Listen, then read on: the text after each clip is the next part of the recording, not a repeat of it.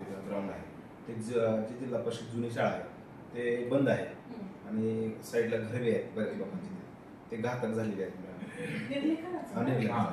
बऱ्याच दिवसावर पेंडिंग आहे मॅडम. मागील सीओ साहेबांना साहेब त्यापासून आम्ही प्रयत्न करतो, पत्र दिलेले आहे.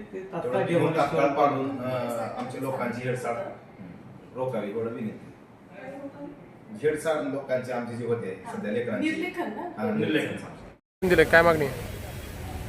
जिल्हा परिषदच्या शाळेतील विद्यार्थ्यांना अद्याप गणवेशाचं वाटप झालेलं नाही. नियमच असा आहे की शाळेच्या पहिल्या दिवशी विद्यार्थ्यांना गणवेश मिळाला पाहिजे, पण हे सगळे नियम या लोकांनी धाब्यावर बसवलेले आहेत. दुसरा असा विषय आहे की आमच्या कानावर जो विषय आला की जिल्हा परिषद अध्यक्ष सीओ आणि यांच्या मनमानी कारभारामुळे आणि एकाच व्यक्तीकडून किंवा एकाच एजन्सीकडून गणवेश घेण्यासंदर्भात सक्ती केली जात आहे.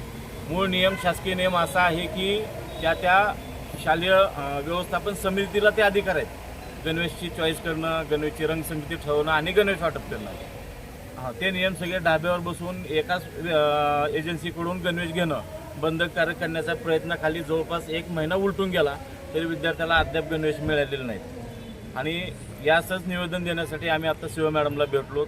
या निवेदनाची जर दखल त्यांनी घेतली नाही तर आम्हाला त्यांनी 7 दिवसाचा टाईम पिरियड दिलेला आहे. याच्याकडे दुर्लक्ष केलं तर विद्यार्थी, पालक आणि काँग्रेसच्या वतीनं आम्ही त्यांच्या दालनामध्ये ठिय्या आंदोलन करून निषेध नोंदवणार आहोत.